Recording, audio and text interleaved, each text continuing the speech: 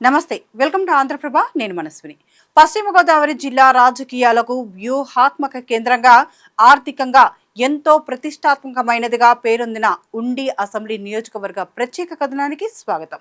రాష్ట్రంలో కూటమి ప్రభుత్వం అధికారంలోకి వచ్చి 2 ఏళ్లకు చేరువవుతున్న తరుణంలో ఉండి పాలిటిక్స్ పై రాష్ట్ర స్థాయి దృష్టి కేంద్రీకృతమైంది. ఇక్కడి నుండి కూటమి అభ్యర్థిగా ఘన విజయం సాధించిన కనుమూరి రఘురామకృష్ణమరాజు ప్రస్తుతం ఏపీ శాసనసభ డిప్యూటీ స్పీకర్ గా బాధ్యతలు నిర్వహిస్తుండటంతో ఈ నియోజకవర్గానికి ప్రత్యేక ప్రాధాన్యత లభిస్తోంది. ఆక్వా హబ్, వరి సాగుకు గుండెకాయ లాంటి ఉండి నియోజకవర్గ భౌగోళిక, ఆర్థిక పరిస్థితులపై ప్రత్యేక వాయిస్ ఓవర్ ఇప్పుడు చూద్దాం. పశ్చిమ గోదావరి జిల్లాలో ఉండి నియోజకవర్గం అత్యంత కీలకమైన స్థానాన్ని కలిగి ఉంది. భీమవరం నగర పరిసర ప్రాంతంతో పాటు ఆకివీడు, ఉండి, పాలకోడేరు, కాళ్ళ మండలాలతో ఈ నియోజకవర్గం విస్తరించి ఉంది.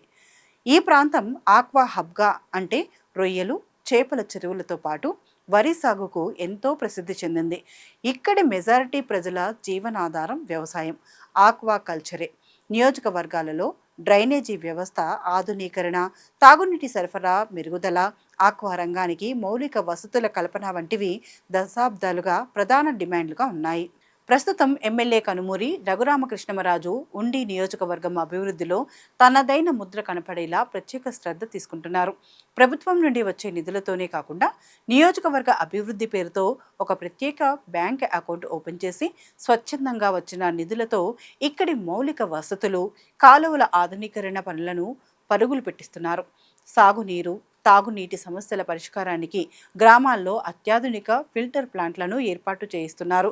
అలాగే సీఎం సహాయ నిధిని నియోజకవర్గ ప్రజలకు అందచేయడంలో ఆయన ముందంజలో ఉన్నారు. ఉండి నియోజకవర్గానికి రాష్ట్ర రాజకీయాల్లో ఎంతో ఘనమైన చరిత్ర ఉంది.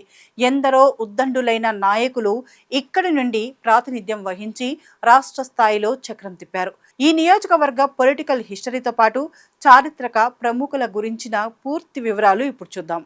ఉండి నియోజకవర్గం మొదటి నుండి తెలుగుదేశం పార్టీకి ఒక బలమైన కోటగా ఉంటూ వస్తోంది.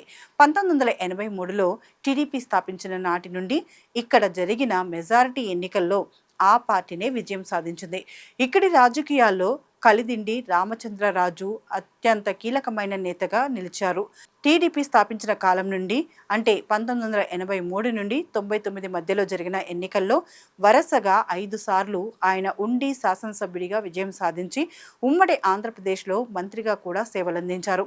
ఆ తర్వాత 2004 ఎన్నికల్లో కాంగ్రెస్ పార్టీ తరపున పాతపాటి సర్రాజు గెలుపొంది వైఎస్ఆర్ హయాంలో నియోజకవర్గ అభివృద్ధిలో కీలక పాత్ర పోషించారు.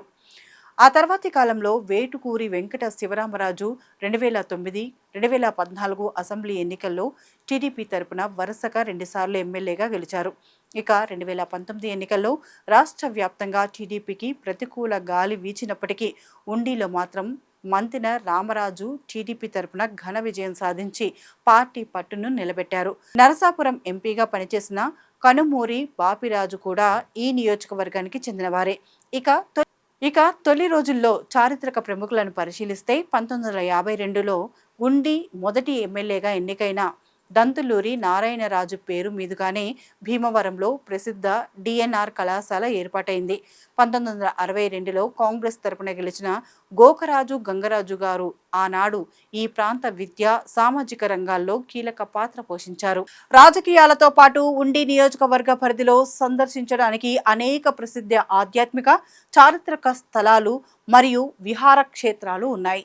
వీటికి సంబంధించిన విశేషాలు ఇప్పుడు చూద్దాం. ఉండి నియోజకవర్గ పరిధిలో ప్రముఖ ఆధ్యాత్మిక క్షేత్రమైన శ్రీ గొల్ల పేరంటాళ్ళమ్మ తల్లి ఆలయం ఉంది. ఈ ప్రాంత ప్రజలు ఈ అమ్మవారిని ఎంతో శక్తివంతమైన దేవతగా కొలుస్తారు. అలాగే సీసలీలో ఉన్న సాయిబాబా మందిరం ఎంతో అందమైన నిర్మాణంతో నిత్యం భక్తులతో కలకలలాడుతూ ఉంటుంది. ప్రకృతి ప్రేమికులను ఆకర్షించే ఆసియాలోనే అతిపెద్ద మంచినీటి సరస్సు అయిన కొల్లేరు సరస్సు, కొల్లేరు పక్షుల సంరక్షణ కేంద్రం ఆకివీడు ప్రాంతానికి సమీపంలోనే ఉన్నాయి. వీటన్నిటికీ మించి విప్లవ వీరుడు అల్లూరి సీతారామరాజు స్వగ్రామమైన పాలకోడేరు మండలం మోగల్లు ఈ నియోజకవర్గంలోనే ఉంది. అల్లూరు జ్ఞాపకార్థం ఇక్కడ నిర్మించిన స్మారక కట్టడాలు, మ్యూజియం, పర్యాటకులు తప్పక సందర్శించదగినవి. గోదావరి డెల్టా ఆధునీకరణకు ప్రతీకగా నిలిచే సర్ ఆర్థర్ కాటన్ పార్క్, పచ్చని కాలువ గట్లు సాయంత్రం వేళల్లో ప్రజలు సేద తీరటానికి విహార కేంద్రాలుగా నిలుస్తున్నాయి. డిప్యూటీ స్పీకర్ హోదాలో కనుమూరి రఘురామకృష్ణమరాజు నియోజకవర్గంలో తనదైన శైలిలో మార్కు రాజకీయం చేస్తున్నారు. మరోవైపు ఆకువీడు మండలం పెద్దపేట రామాలయ వివాదంతో పాటు ప్రతిపక్షాల నుండి వస్తున్న విమర్శల నేపథ్యంలో క్షేత్రస్థాయిలో పరిస్థితులు ఎలా ఉందో ఇప్పుడు విశ్లేషిద్దాం. 2024 ఎన్నికల సమయంలో సిట్టింగ్ ఎమ్మెల్యే మంతిన రామరాజు స్థానంలో రఘురామకృష్ణమరాజుకు టికెట్ కేటాయించడం మొదట్లో కొంత అసంతృప్తికి దారితీసినప్పటికీ ఆయన తన చాతుర్యంతో అందరినీ కలుపుకుపోయి 56,000కు పైగా భారీ మెజారిటీతో విజయం సాధించారు. ప్రస్తుతం CM Chandrababu Naidu, deputy CM Pawan కళ్యాణ్లతో ఉన్న సాన్నిహిత్యంతో నియోజకవర్గానికి ఎక్కువ నిధులు రాబడుతున్నారు. కాలవల ఆధునీకరణ, ఆక్రమణల తొలగింపు, శాంతి భద్రతల కోసం సీసీ కెమెరాల ఏర్పాటు వంటి పనులు వేగంగా జరుగుతున్నాయి. సూపర్ 6 హామీల కింద వృద్ధాప్య, సామాజిక పింఛన్లను లబ్ధిదారుల ఇళ్ల వద్దకే 100% పారదర్శకంగా పంపిణీ చేయిస్తున్నారు. అయితే ఆకివీడు మండలం పెద్దపేట గ్రామంలో పాత రామాలయ స్థల వివాదంలో స్థానికులు 2 వర్గాలుగా విడిపోవడం తీవ్ర ఉద్రిక్తతకు దారితీసింది. ఆలయ పునరుద్ధరణకు రఘురామకృష్ణమరాజు మద్దతు ఇవ్వడాన్ని ఒక వర్గం వ్యతిరేకించి శ్రీరామనవమి వేడుకల వేళ ఆయన పర్యటనను అడ్డుకోవడానికి ప్రయత్నించింది. చివరకు జై శ్రీరామ్ నినాదాలతో ప్రజల సహకారంతో ఆలయ నిర్మాణ పనులను ప్రారంభించారు. మరోవైపు నియోజకవర్గ కేంద్రంలో శాశ్వతంగా ఉండకుండా ఆయన హైదరాబాద్, అమరావతిలకే ఎక్కువ సమయం కేటాయిస్తున్నారని వైసీపీ విమర్శిస్తోంది. అభివృద్ధి పేరుతో చేస్తున్న కూల్చివేతలు దారుణమని, చాలా గ్రామాల్లో ఇంకా తాగునీటి సమస్యలు ఉన్నాయని సిపిఎం నాయకులు ఆరోపిస్తున్నారు. వివాదాలను చాకచక్యంగా ఎదుర్కోవడంలో, నిధులు తేవడంలో రఘురామకృష్ణమరాజు విజయవంతం కావడంతో 2024 నుండి 2026 వరకు గడిచిన ఈ 2 ఏళ్ల కాలానికి ప్రజల అభిప్రాయం ప్రకారం ఆయన ఓవరాల్ పనితీరుకు విశ్లేషకులు 4 స్టార్ రేటింగ్ ఇస్తున్నారు. మొత్తంగా చూస్తే ఇది పశ్చిమ గోదావరి జిల్లా పొలిటికల్ హబ్ ఉండి నియోజకవర్గ సమగ్ర విశ్లేషణ. డిప్యూటీ స్పీకర్ హోదాలో రాష్ట్ర బాధ్యతలు నిర్వహిస్తూనే పెద్దపేట ఆలయ వివాదం వంటి స్థానిక సమస్యలను మరింత సమర్థవంతంగా అదుపు చేస్తూ ఉండి నియోజకవర్గాన్ని రఘురామకృష్ణమరాజు ఎలా అభివృద్ధి బాటలో నడిపిస్తారో వేచి చూడాలి. ఇది ఈనాటి ప్రత్యేక కథనం. మరో నియోజకవర్గ విశేషాలతో మళ్ళీ కలుద్దాం. అంతవరకు సెలవు. నమస్కారం.